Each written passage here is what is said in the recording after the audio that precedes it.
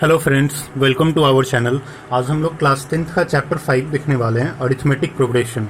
Arithmetic progression के पहले मैं प्रोग्रेशन के बारे में बता देना चाह रहा हूँ, फिर प्रोग्रेशन के बाद हम लोग देखेंगे कि अरिथमेटिक प्रोग्रेशन क्या होता है। तो सबसे पहले प्रोग्रेशन के बारे में देख लेते हैं। प्रोग्रेशन का मतलब क्या होता है ना कि बहुत सारे नंबर्स का कलेक्शन जो कि एक ऑर्डर में रख करके अगर वो उसमें हर एक टर्म अगर कोई डेफिनिट पैटर्न को फॉलो कर रहा हो तो वो मेरा प्रोग्रेशन हो जाएगा। हम इसका एक डिफिनीशन बोल सकते हैं, collection of numbers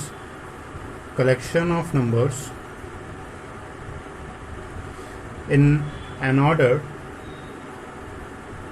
in which every terms follows definite pattern। यानी बहुत सारे नंबर्स का कलेक्शन जो कि एक ऑर्डर में हो और उसमें जितने भी टर्म्स हों वो एक डेफिनिट पैटर्न को फॉलो कर रहा हो।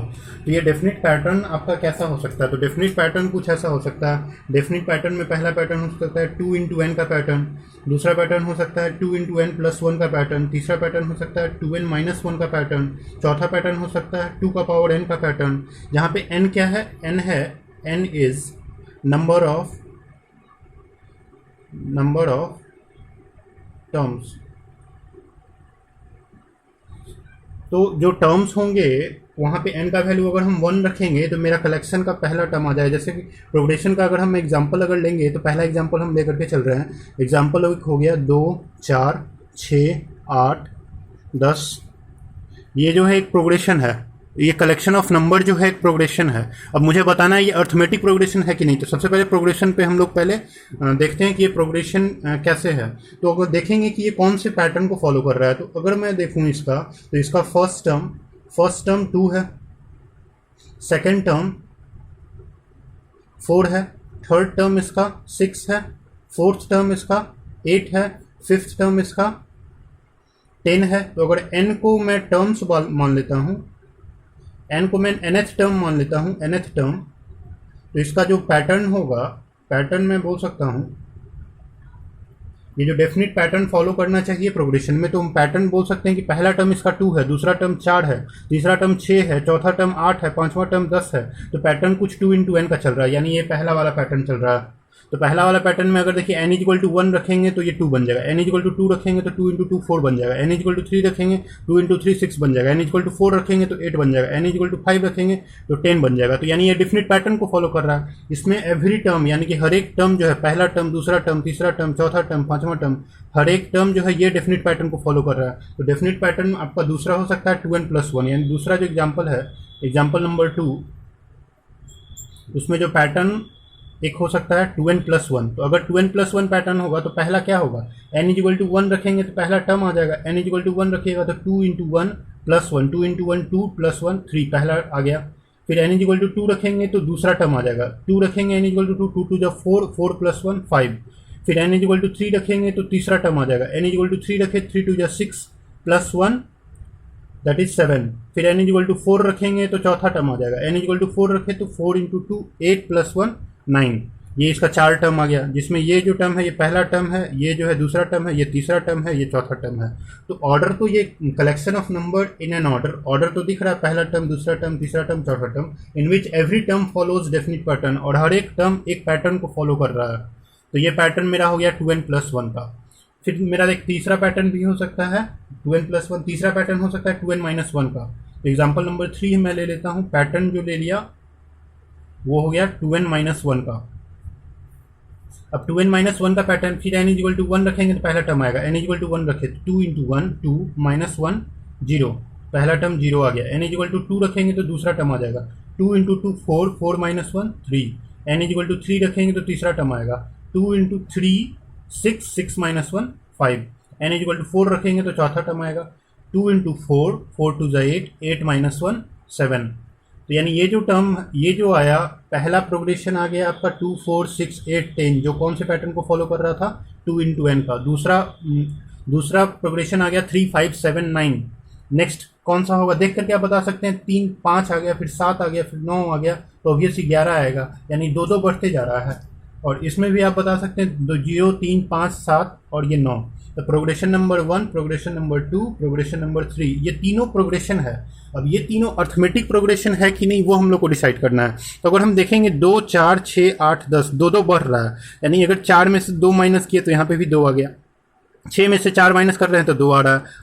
8 में से 6 माइनस कर रहे हैं तो 2 आ रहा है। 10 में से 8 माइनस कर रहे हैं 2 आ रहा है। यानी हम देख रहे हैं कि जो कंजुगेटिव टर्म है उसका डिफरेंस क्या आ रहा है, सेम आ रहा है। तो यानी कि ये तो एक प्रोग्रेशन भी है और प्रोग्रेशन के साथ साथ अर्थमेटिक प्रोग्रेशन भी है, क्योंकि अर्थमेटिक प्रोग्रेशन अगर मैं बोलूँ तो ये जो है वो क्या हो जाएगा, अरिथमेटिक प्रोग्रेशन में होगा, अरिथमेटिक प्रोग्रेशन में हो जाएगा, जिसको शॉर्ट फॉर्म में एपी बोलता हूँ। और एपी का डिफिनीशन अगर बोलेंगे तो डिफिनीशन क्या होगा, जिसमें difference of two consecutive terms are always same. दो कंजुगेटिव टर्म का डिफरेंस हमेशा सेम आना चाहिए। अब यहाँ पे देख लेते हैं, 3 है, 5 है, 7 है, 9 है, 11 है। इसमें भी 5 में से 3 माइनस कर रहे हैं तो 2 आ रहा है। 7 में से 5 माइनस कर रहे हैं 2 आ रहा है। 9 में से 7 माइनस करेंगे 2 आएगा। 11 में से 9 माइनस करेंगे 2 आएगा। तो यानी यहाँ पे भी डिफरेंस सेम है। यहाँ पे भी देख लेते हैं, 3 में से 0 माइनस कर रहे हैं, n इक्वल टू 2 यहाँ रख रहे थे, 2 2 4 माइनस 1, तो यहाँ पे आ जाएगा n इक्वल टू 1 पे 2 इंटू 1 माइनस 1, यहाँ पे 1 आ जाएगा, सॉरी n इक्वल टू 1 पे यहाँ पे 1 आएगा। 3 में से 1 माइनस किए तो 2 आया। 5 में से 3 माइनस किए 2 आया। 5 में से 7 में से 5 माइनस किए 2 आया। 9 में से 7 माइनस किए, यहाँ पे भी देखिए कॉमन डिफरेंस सेम है, यानी ये भी एपी में है और ये वाला प्रोग्रेशन भी एपी में है। नेक्स्ट ये वाला भी प्रोग्रेशन एपी में है, ये वाला प्रोग्रेशन भी एपी में है और ये वाला प्रोग्रेशन भी एपी में। एपी कहने का मतलब अर्थमेटिक प्रोग्रेशन में है। यहाँ इसमें ठीक कर लीजिएगा, क्योंकि n इक्वल टू 1 रखेंगे तो 2 इंटू 1 2 और माइनस 1 1 हो जाएगा यहाँ पे। नेक्स्ट पैटर्न एक 2 का पावर n भी हो सकता है। तो 2 का पावर n अगर होगा तो n इक्वल टू 1 रखेंगे तो पहला टर्म आएगा, यानी पहला टर्म क्या होगा, n इक्वल टू 1 रखेंगे तो 2 का पावर 1। दूसरा टर्म रखेंगे तो n इक्वल टू 2 रखेंगे तो दूसरा टर्म आएगा 2 का पावर 2। n इक्वल टू 3 रखेंगे तो तीसरा टर्म आएगा। n इक्वल टू 4 रखेंगे तो चौथा टर्म आएगा। यानी ऐसे ये प्रोग्रेशन बनेगा। ये मेरा प्रोग्रेशन बन गया, ये प्रोग्रेशन बन गया। लेकिन एपी में अर्थमेटिक प्रोग्रेशन है या नहीं वो अब हम लोग देखेंगे। 2 का पावर 1 इज़ 2, 2 का पावर 2 इज़ 4, 2 का पावर 3 इज़ 8, 2 का पावर 4 इज़ 16। अब देखना है कि अर्थमेटिक प्रोग्रेशन है कि नहीं। तो अगर हम देख रहे हैं यहाँ पे डिफरेंस अगर, तो 4 माइनस 2 अगर कर रहे हैं तो यहाँ पे आ रहा है 2। 8 माइनस 4 अगर कर रहे हैं तो यहाँ पे आ रहा है आपका 4। और 16 माइनस 8 अगर कर रहे हैं तो यहाँ पे आ रहा है 8। यहाँ पे 8 आया, यहाँ पे 4 आया और यहाँ पे 2 आया। तो कॉमन डिफरेंस तो सेम नहीं है ना, डिफरेंस तो सेम नहीं आ रहा है। डिफरेंस अगर सेम हो नहीं आ रहा है तो हम इसको बोल सकते हैं it is not an A P, ये अर्थमेटिक प्रोग्रेशन में नहीं है। अर्थमेटिक प्रोग्रेशन में नहीं है तो इस वाले सीरीज़, इस वाले प्रोग्रेशन को मैं कौन से प्रोग्रेशन में बोलूँगा, तो इसको मैं बोलता हूँ 2 4 8 16। तो ध्यान से अगर देखिएगा तो यहाँ पे 4 को अगर 2 से डिवाइड कर देंगे तो वो 2 आ जाएगा। 8 को अगर 4 से डिवाइड कर देंगे तो पर भी 2 आ जाएगा। 16 को अगर 8 से डिवाइड कर देंगे तो वो 2 आ जाएगा। और इस टाइप के प्रोग्रेशन को जहाँ पे रेशियो जो है कंजुगेटिव टर्म का, 4 को 2 से डिवाइड किए, 8 को 4 से डिवाइड किए, 16 को 8 से डिवाइड किए, रेशियो अगर इक्वल आ जा रहा है तो हम उसको, उस वाले प्रोग्रेशन को क्या बोलते हैं, जियोमेट्रिक प्रोग्रेशन। जियोमेट्रिक प्रोग्रेशन, जिसको हम एपी नहीं जीपी बोलते हैं, जिसको हम क्या बोलते हैं, जीपी। और जीपी का डिफिनीशन क्या हो गया, ये आपको क्लास 11th में पढ़ना है, क्लास 11th में पढ़ना है। क्लास 10th में सिर्फ और सिर्फ एपी पढ़ना है। एक जीपी का डिफिनीशन क्या हो गया, if ratio of consecutive terms are equal. अगर दो कंजुगेटिव टर्म के बीच का अगर रेशियो इक्वल आ जा रहा है तो उसको हम बोलेंगे जीपी। यानी अब हम प्रोग्रेशन को अगर देखें तो प्रोग्रेशन जनरली 3 टाइप में क्लासिफाई। पहला प्रोग्रेशन जो होगा वो होगा अरिथमेटिक प्रोग्रेशन, जिसको मैं क्या बोलता हूँ, एपी, जिसको क्या बोलता हूँ, एपी। दूसरा प्रोग्रेशन जो होगा वो होगा ज्योमेट्रिक प्रोग्रेशन, जिसको क्या बोलता हूँ, जीपी। और थर्ड जो प्रोग्रेशन होता है उसको मैं बोलता हूँ हार्मोनिक प्रोग्रेशन, जिसको शॉर्ट फॉर्म में क्या बोलते हैं, एचपी। तो आपके क्लास 10th में सिर्फ एपी पढ़ना है, और जो जीपी और एचपी है वो क्लास 11th में पढ़ना है। एचपी को जनरली अगर आप लोग इसका डिफिनेशन अगर चाहते हैं तो एपी और जीपी का तो डिफिनेशन बताए। एपी में क्या होता है, if difference of consecutive terms are equal, ये हो गया एपी का डिफिनेशन। जीपी का क्या डिफिनेशन बताए, if ratio of consecutive terms are equal. और एचपी क्या होता है, इट इज रेसिप्रोकल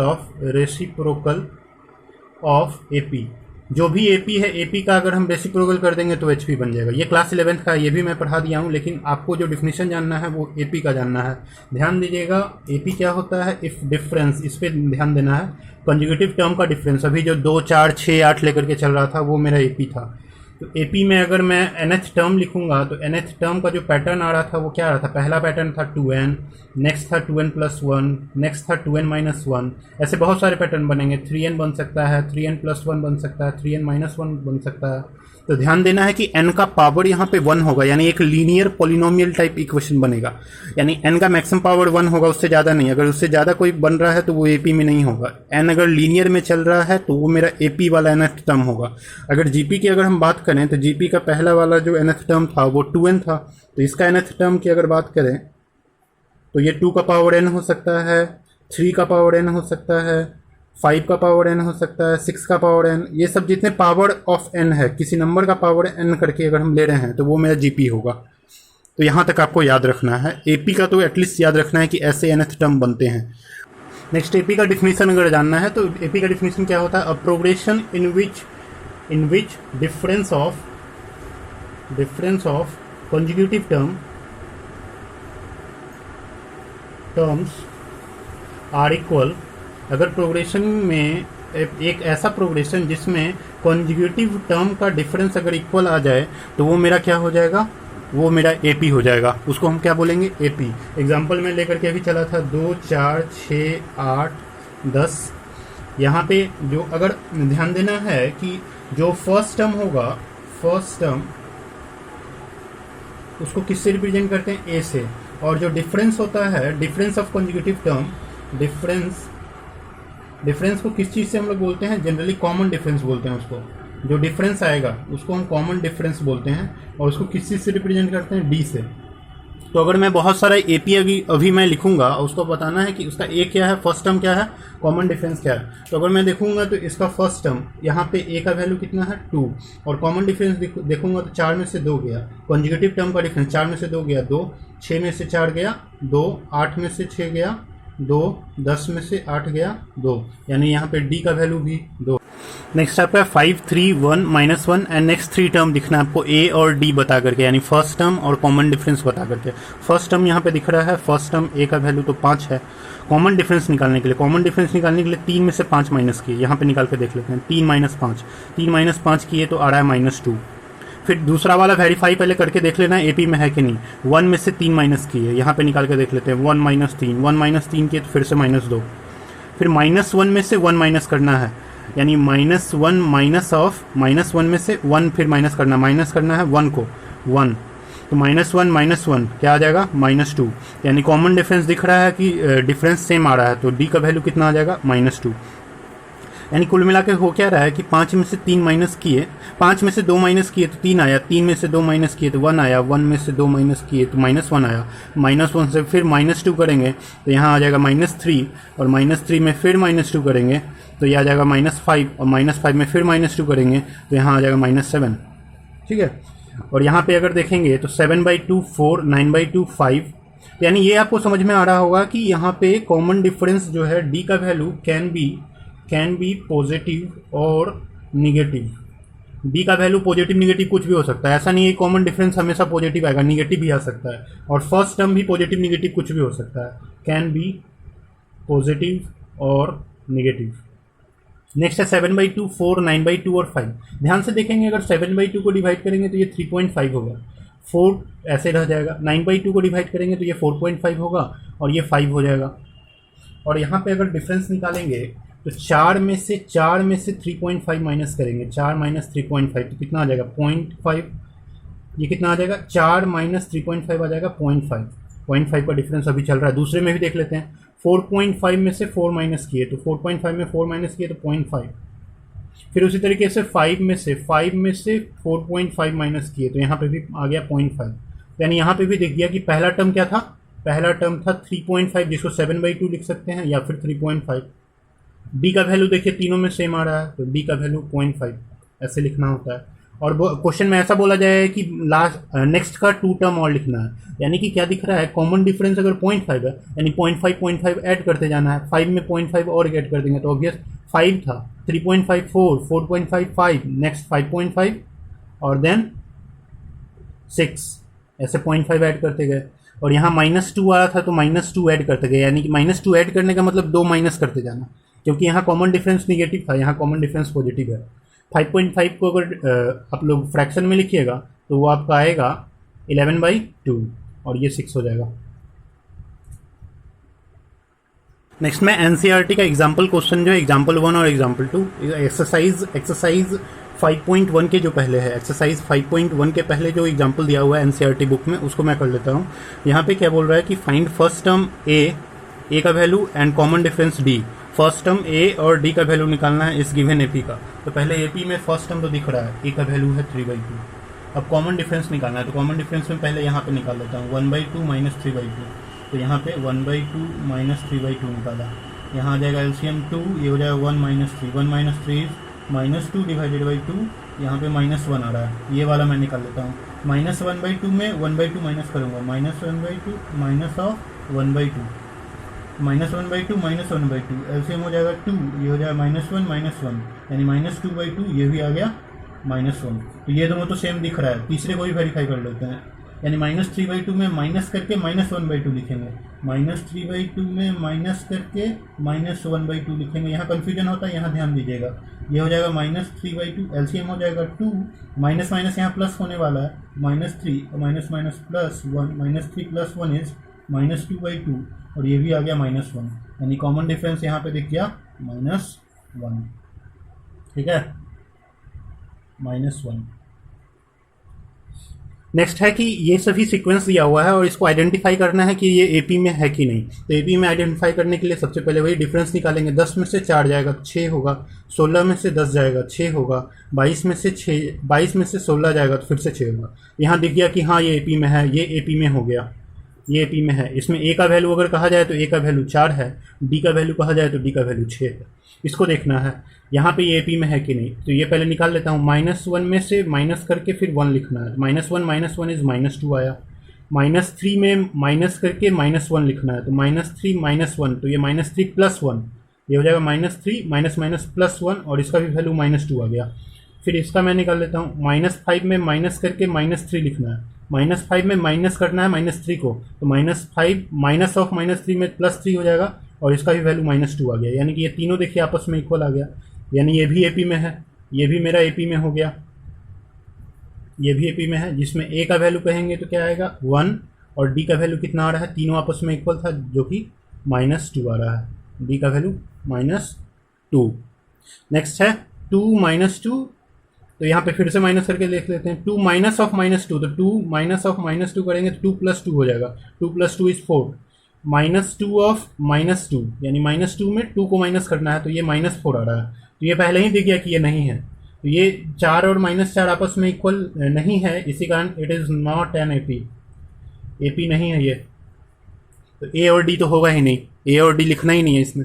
नेक्स्ट है 1 - 1 0, 1 - 1 0, 2 - 1 1, देखिए यहीं पे फिर से 0 देखिए आ रहा है, लेकिन यहाँ पे ये वाला कॉमन डिफरेंस डी का वैल्यू यहाँ पे सेम नहीं आ रहा है, सब जगह सेम आना चाहिए। ये भी एपी में नहीं है, नॉट एन एपी।